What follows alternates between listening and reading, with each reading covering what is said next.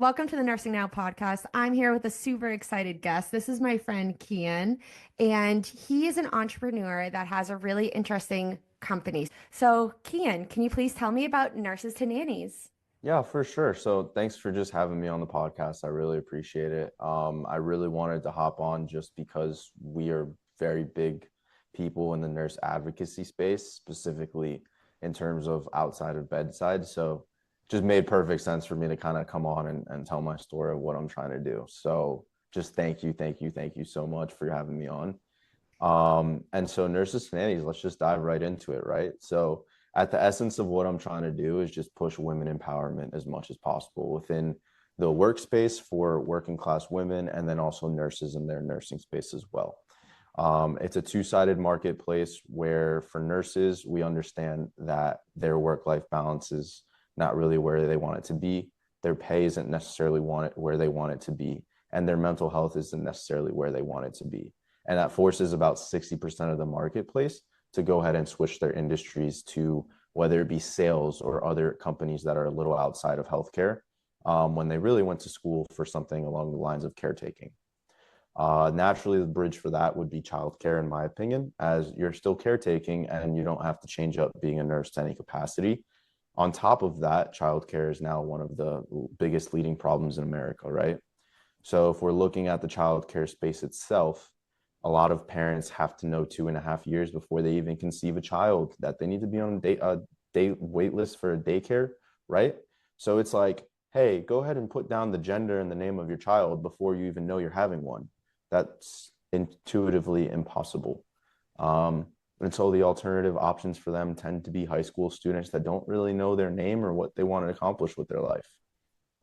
So essentially, Nurses to Nannies is providing the solution on both sides for the parents. It's giving them volume of childcare and then also quality on top of that, not just throwing in underdeveloped, under, I guess, ready and prepared childcare providers within that space.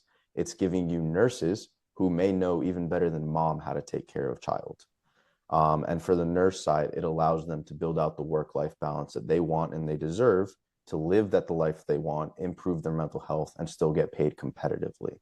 So overarchingly, I'm just trying to solve a humanitarian issue on two fronts and in two separate industries. Wow, like hats off on so many different levels right there for you really having your finger on the pulse on two huge issues. One, the shortage of high quality childcare for families, which we all know is an issue. And then also being receptive to the high rates of healthcare burnout rates in the industry right now. So impressive to hear you speak so eloquently about two very different issues and finding an overarching theme to help both populations and at the same time supporting women's like empowerment. And we all know that men can also be nurses as well, but it still is a very female predominated field. So hats off for you because you aren't in this field. Like you're not a nurse or a healthcare worker, right? So it's incredibly profound that you have such a deep intellect for these issues. I mean, yeah, it came naturally, right? If the problem faces you and almost hits you in the face a little bit, then it's probably a massive problem that needs to be solved. And if you do it properly, it will succeed. And so for me, I was naturally just facing this problem on both fronts for the past 2-ish years or so. I started out, I guess I'll go into how I kind of got into this. So I started out going to college, Colgate University. After finishing up there, I ended up playing professional soccer in the MLS for Sporty Kansas City. Unfortunately, I tore my abs, and life has different plans. It preps you for your opportunities and what you're really meant for, and I'm hoping that this ends up being what that is. And so I moved to Charlotte shortly after and started working for JP Morgan in wealth management. That's where I really saw the childcare problem face itself to me. My clients a lot of times would have strollers, would have babies. Their meetings with me would get interrupted consistently. And just to be very transparent, if they're dealing with me, they have some level of wealth to be able to afford childcare services for sure over anybody else. But their children were still there. And that's when I just naturally started asking those questions. So, like, hey, What's going on here? Why do you have your kids here? What's going on here? Why are they not being taken care of? And that's where they started telling me the problems and the issues that are going on in the childcare space. Inversely to that, and almost supplemental actually, um, I would go home afterwards to my partner, Katie, and within the span of 30 minutes, I would go from childcare problem, nurse problem. She's a nurse by trade. Oh, Um, yes. and so she's L&D nurse even more so than others. So that is like delivering dead babies, seeing terrible things every day. Like it's a rough job, especially when you're working night shifts and there's no timeline for when you get off that list, right? Um, and so just seeing childcare problem, okay, nurse hating herself, childcare problem, okay, nurse hating herself. There has to be something here that's a natural solution. And just kind of seeing the two every single day, it clicked in my head almost instantaneously like, well, this is a natural problem. It keeps presenting itself to me. This is also a natural problem. It keeps presenting itself to me. And fortunately, they work in tandem because the L&D nurse is literally taking care of the children that have no, she's delivering the children that have no childcare afterwards. So why don't we just extend that and give them a better life and then also let them continue taking care of those children? And there we go. There's the model. Oh, I love it. I absolutely love it. Finding the change or finding an issue and wanting to change it, and then also going that extra step and finding the business model that actually works and supports that. So let's go into like the nitty gritty of Nurses to Nannies. So can you tell me a little bit more about how it works? Do you find the clients and the nurses and do you match them? Can we go into like those type of details? Yeah, this is my favorite part, right? This is my absolute favorite part because when people, I guess, question and ponder, they always usually go, "Oh my God, that's a great idea. All right, how Yeah. does it work?" And I'm like, "It's the simplest thing, and you've seen it before. You just don't know that you've seen it before." Um, for copyright reasons, I don't know if I can necessarily say the names of the companies, Yeah, that's cool. but it works very similarly to a car delivery, food delivery service that we all know and use on a daily basis. There's two of them that everybody can probably think of, and that is the same model, right? So it's a two-sided marketplace, parent and nurse.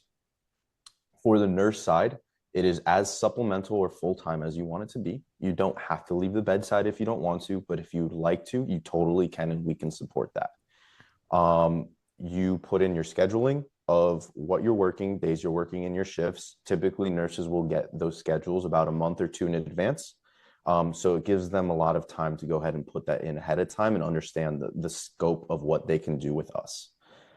From there, they put in their preferences of I am comfortable working with these many kids, these types of kids, these gender of kids, capable of providing these services such as educational, feeding, cleaning, etc., on top of just caretaking or just caretaking.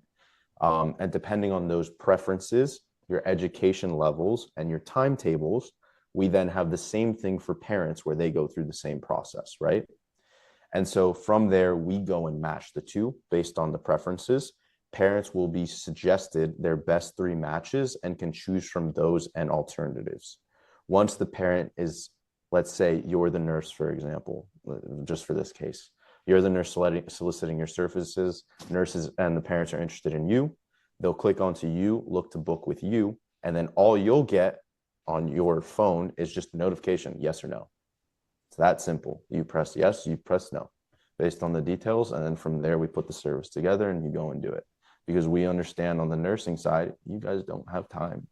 You don't have time to even sleep. You don't have time to take care of yourself. So if we can streamline this and make it as simple as possible for everybody involved, we will. So we pretty much take care of everything. Nurse, focus on your care. Parents, focus on your date night, focus on your trip, focus on whatever it is you want to do.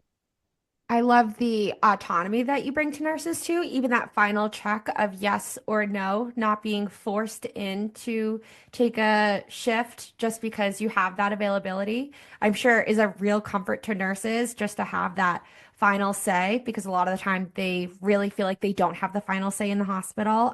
They feel like they have to say yes to these shifts. So I think that that's really empowering for nurses. I love how you said that They can choose their comfortability level for like gender and care and everything like that. A lot of the time, nurses also have that taken away from the bedside. So it sounds like you're really empowering nurses not only to set their own schedule, to figure out if they want like full time at the bedside or a tapering down. You're also allowing them to pick their patient demographic and really speak to their comfort level. So, like, bravo to you for really going deep here and empowering nurses in all those different ways. Thank you, thank you. Yeah, I mean, yeah, in the simplest sense, right? Essentially, what I'm doing for nurses, or what we are trying to accomplish for nurses, is in our grand scheme of insignificance and all of this, is like we want to make the nurses the business owners. We want to make you guys entrepreneurs, right? So, in my experience, some of the only fields where you can't take the degree and change it into something else is nursing, right? You typically want to stay a nurse. You tend to stay a nurse with your nursing degree. You can't really move into too much else unless it's a little lower skilled, such as sales for like Striker or something like that. For us, the empowerment movement is no, you work for yourself so that way you know what's best for you. And we just make it as simple as possible for you to do that. The basic premise of working for yourself for Nurses to Nannies is understanding who you are, how you work, and what you need for your life. And then from there, you tell us and we put it together, and that's it. It's very simple. I love that. As a nurse entrepreneur, I definitely felt like an increase in like my self-esteem, my self-empowerment, and what I felt like I could do as a person after I took back some semblance in like my day-to-day work life. I was also poking around and I saw that, correct me if I'm wrong, that you guys like provide malpractice insurance and like the small fee that you collect for nurses, which I thought was really cool and like really intuitive and like very, I guess, like forthcoming of your like desire to really support nurses. So bravo to that as well. Yeah, it's like I said, as supplemental as everything we need it to be. On top of that, we will be rolling out CE education as well for them too, right? This isn't a model where I'm not faking this. I'm not here like, ooh, nurse empowerment, like most businesses would be, or like empowerment or care. And then in the back end, it's still a corporate business where they don't really care and they're just trying to maximize their margins. Like, no, I am trying to solve a genuine problem here that is very close to my heart and my home. So for me, the best way that I can make this is streamline everything, make it as convenient as possible, understand the time that nurses have. If I'm feeding work-life balance to you guys, why would I not be trying to help work-life balance? You know what I mean? Like it's kind of counterintuitive. So of course, if I can offer supplemental avenues for them to gain what they need to be able to do what they do, there's no reason why I wouldn't. And I could also tell that like before even talking to you based on the language you used on your website. So that like desire to authentically help nurses, I think was super clear just by like reviewing your website and like the language that you use there. So yeah, your whole vibe is like very apparent. So you're doing a really good job there. I felt like very like trustworthy, like right away just reading it. So I'm not surprised that your girlfriend was a nurse because I was like, what is going on here? Like he gets it. But I saw your background wasn't clinical in any way. So I was like, I don't understand where this like intuitive knowledge comes from. So yeah, I feel like any nurse that goes through you will be very well supportive in their journey. I want to ask, is it like LPNs, RNs, NPs, is there any sort of limitation to licenses? Because licenses are really big in the clinical world. Oh yeah, of course, right? We wouldn't be able to deal with the disabled children that we have to offer if it wasn't for the nurses, right? So being able to administer the medicine, being able to deal with disabilities, these are things that nurses have that are now an aspect of our business that other services can't offer because we're working with the people that can offer them legally. Hmm. Um, we deal with RNs, we deal with NAs and LPNs as well. Um, the way that I like to break it up, just because, like you said, I'm a little ignorant to this space. I'm not a nurse by trade. I did not go to nursing school. I'm not STEM either. That's not, I'm an athlete. I'm business. This like I'm so far from it. So when it comes to this, I'm a little ignorant and I need to dumb some stuff down for myself, right? So for me, the way that I break it down is really just between nursing students, nurses, and retired nurses. These are the levels that give us the affordability and the scale to be able to provide to all types of parents in need. If you're a nursing student or you're a retired parent, well, or a retired nurse, that's going to be a little more affordable care option in terms of the child care. Whereas people on their track where they're fully registered nurses, fully registered nursing assistants, things like that, they're going to be getting more of the scale of the luxury service costs. So the way that that looks, right? If we're looking at something along a nursing student looking for the services or a retired nurse, well, they're making anywhere between 25 and 35 an hour for that service. That is slightly elevated from a high school student, and it touches the minimum pay for what a full-time nurse would get in hospital care, which is around 35 an hour, right? From there, we are going and propelling that to the next level, which is going to be your NAs, your full-time nurses, things like that. They, for babysitting, and this is just for the babysitting aspect, will get 45 and over an hour at minimum. That matters based off your experience within the workforce, how much time you commit to us, and then the acceptance rate and reviews that you get based on our website, right? So if you're a highly trained, highly skilled nurse, and then you're also a highly qualified and highly reviewed nurse on our website, well, you're going to get the top tier of that 45 to 65. And there's kind of a scope within that. And that kind of goes within our three services. They elevate within those distances. So that's for babysitting. We have nannying, which for me, again, dumb things down for myself. I elevate past a regular shift. So if regular working day is 8 hours for a regular person, not a nurse, I consider that 6 hours. So babysitting is a 6 hour max for nurses. Is that too loud? No, that's okay. Okay, so it's six for nurses, for babysitting. Anything above six is going to go into nannying, right? So nannying can be overnights, it can be full days, it can be whatever you need it to be. That is at minimum 65 an hour, at minimum. That goes up to about 85, 95 an hour, depending on what it is that you're doing within the scope of the services you're doing.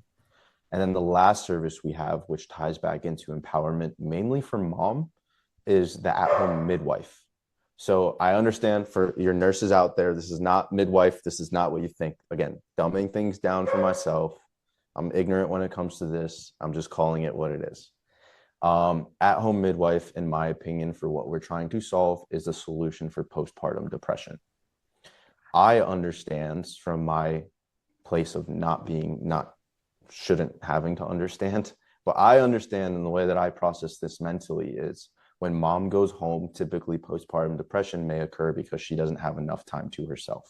It goes straight to baby, baby, baby.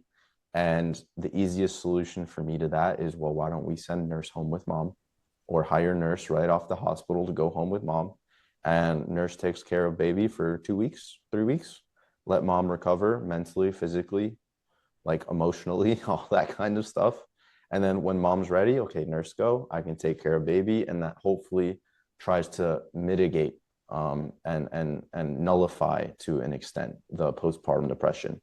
I don't know if it will, but it's just it's a helping hand that I hope can offer something.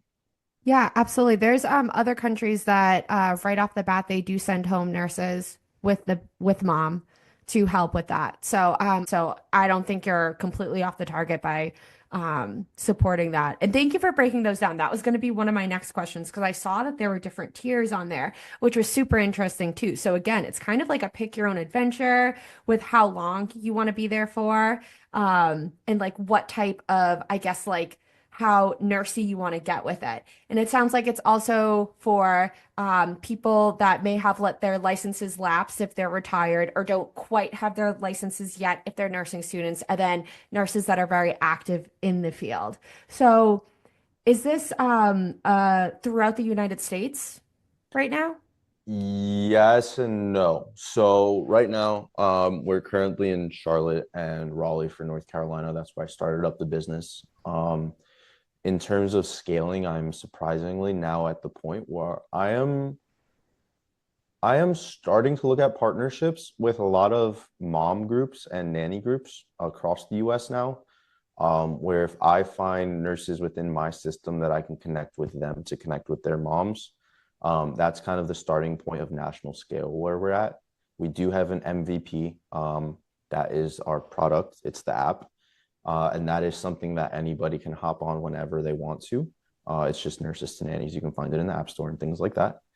Um, but essentially, the production and availability for that is mainly currently within North Carolina. This company has been together for 8 months now. Haven't even hit a year just yet. So scale will happen eventually, but we just want to make sure that this is tested and tailored to the people that matter most, and that's the nurses, right?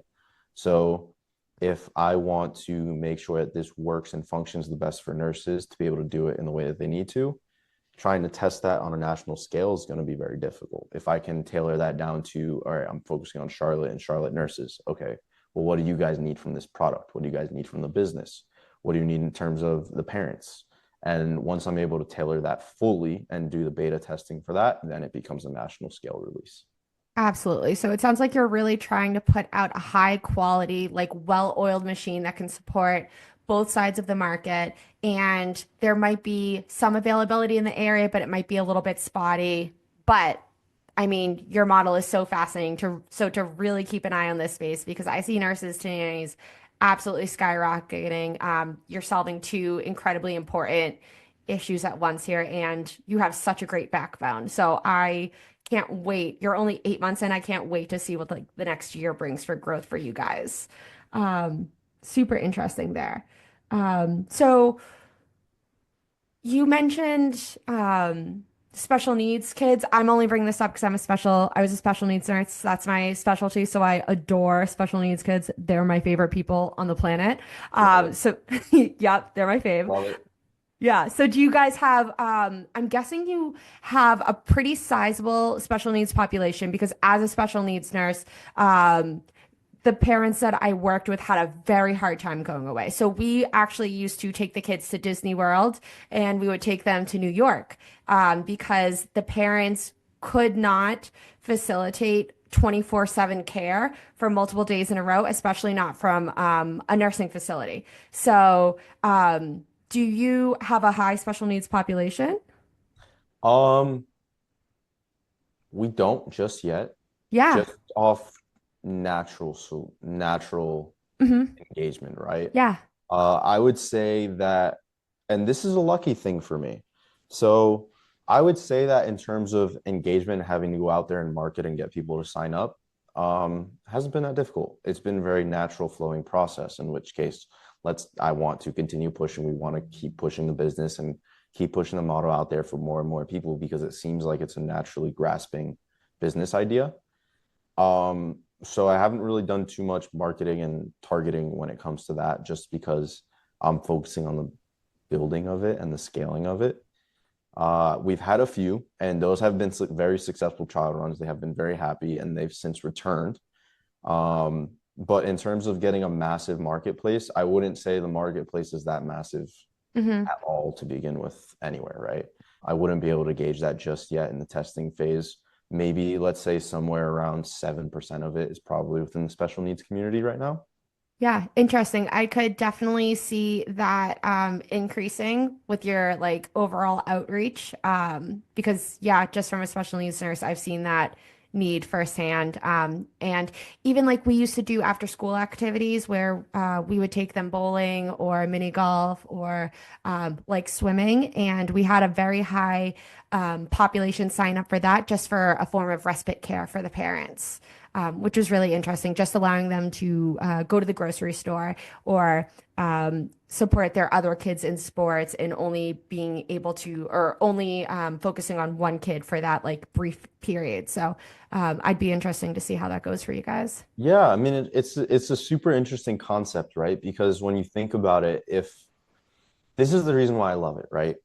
Because when you think about it, if let's just take it on a very basic premise of babysitting.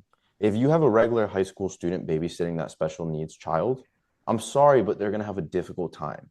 And on top of having a difficult time, that child is now confined to the home, right? Like let's be honest, they're not going to be taking the child out anywhere because it can turn into a problem, it can turn into an issue, something can go wrong. Hmm. If you have a nurse, special needs nurse who's dealing with this child, well, like you mentioned, this child can now during their baby care services go outside, go do things, go with the nurse to go do other stuff. You know what I mean? It just offers them another layer of freedom and almost normalcy to the humanity that they can have within their services. Yes, yes. It's not just about high quality, safe care. It's about also like letting the child thrive and be able to leave the house and also having the parent know that just because their child is with another person doesn't mean their child is having like a lesser experience just because they're not with the parent, that that person is still able to take them outside of the house and still able to play with them in the backyard. And, that nurse isn't scared because they've seen some stuff and they're able to handle it. So yeah. Yeah, right. Because naturally, these nurses have gone to school and they've Yeah. gotten their certifications, they've gotten their continuing educations to deal with these types of situations. So they're highly skilled in the space to be able to do that. And what does that then provide the parents? Complete peace of mind to go do whatever it is that they're going to do. Mm-hmm. Mm-hmm. And so you said that you were going to provide CEUs. Are those going to be based on, I guess, like behaviors, like maybe social emotional, or are those going to be more clinical based? And it's okay if you don't know, I'm just wondering. So, what I have found, and through my research, so I worked with the NCNA on this, so the North Carolina Nurses Association, because I found that CE credit is actually given out not through the ANA, the National Association, but on the state local levels where they administer the availability for it.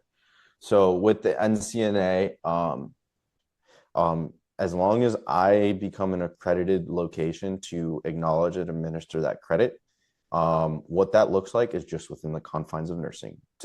So realistically, CE credit in terms of my business is not for my business, right? Like if you're an L&D nurse, well, the CE credit that you're going to do through me is for L&D because you need to CE your L&D, not babysitting with me. Mm. So like, right. So if you, let's say you're a peds nurse or you're an ICU nurse, like, well, the CE credits for that are going to look different. You need to do the CE credits for that, not for babysitting with me, because that's not what your job is. Your job is the alternative.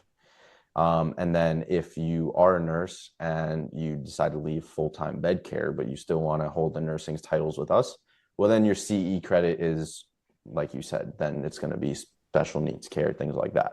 But realistically, it's a supplemental space for the nurses to earn it themselves in whatever respective field they're in to keep their licensure to work as a licensed nurse within our company. I love it. I love that you're not, I guess, so closed-minded that you're like, this is the business. I'm only supporting this business. You're truly giving back to the nursing community by offering like education to support their license and to support their bedside life if they choose to continue on with that bedside life. So to hear that you're not trying to like increase the nursing shortage, which we didn't think you were trying to anyways, but to hear that you're so I guess passionate about giving back to the nursing community is just so cool to hear. Oh, you'd be surprised the looks I get from hospitals and schools sometimes. Oh, I've been to a few events and I didn't know that founders aren't supposed to be the ones at the events either at the booth. It's supposed to be like employees, but I've like fully gone myself every single time. yeah. Um, and every single time I go to set up, not a single time have I not gotten a look from Yeah. hospitals and from schools. And I'm like, I'm trying to help. I'm not trying to take away. Like, I have my own opinions on shortage of care and where that comes from. Of I, course we do. I get the same thing. I get the like you're not a real nurse, you left the bedside, you don't have a nursing license and everything like that. And I always just say that I'm practicing in a different like mode. And yeah, but nursing and healthcare in general is kind of culty in that way. We definitely have really strong opinions on what a nurse looks like and what a nurse should be. But I always invite people just to like gently push back on that because nursing has changed so much over the past like 20, 10, 15 years, even since COVID. And because we're such an overarching like title with so many different niches, I feel like we just need to let go of all of those, like, this is what a nurse looks like. I'm a real nurse, or like, you're just a nurse. Like, as long as someone's like happy in their role, then it really shouldn't matter. Like, if you're sitting at a booth trying to help the community, or if I'm not touching patients that day, as long as people are happy, it doesn't really matter. Right, right, because we're just trying to solve the same problem essentially, which is Yeah. this empowerment work-life balance that they need. Yeah. Bedside care is unfortunately never gonna solve that. I have my own opinions on why hospitals will never agree. But I Yeah. am a business owner, so I understand that hospitals are also businesses and they want to maximize their margins, and the first thing they're going to cut is labor. They are at the complete monopolistic power of that, and that's unfortunately never going to change. So we need to find alternatives and supplemental supports. Absolutely. Now you're totally preaching to my choir. Yeah. All right, my friend, we are nearing on our time, but this has been so fun. I love your business model. I love everything about you supporting the community, and I love your passion. I think you've given a lot of hope to nurses that one, not only can we leave the bedside in a reduced role, find other options, but two, people outside of healthcare actually really care about us and want to support us in like a really authentic way. So I'm really excited about everything that you're doing. So I'm just gonna do some plugs right now, guys. It's Nurses to nannies.com. There's also an app. They're very active on LinkedIn, Instagram, and Facebook, all the socials, you guys. And there's also a podcast that you can find them on as well. So thank you so much, Kian, for coming on today. Yep. Thanks for having me. No, I'm really, really appreciative of the opportunity. And your podcast is amazing. You're amazing. Your conversations are amazing. For anybody that wants to come on, please, it's a great time. It's amazing. Awesome. Awesome. All right, guys. Thank you so much. I'll see you next time. Bye.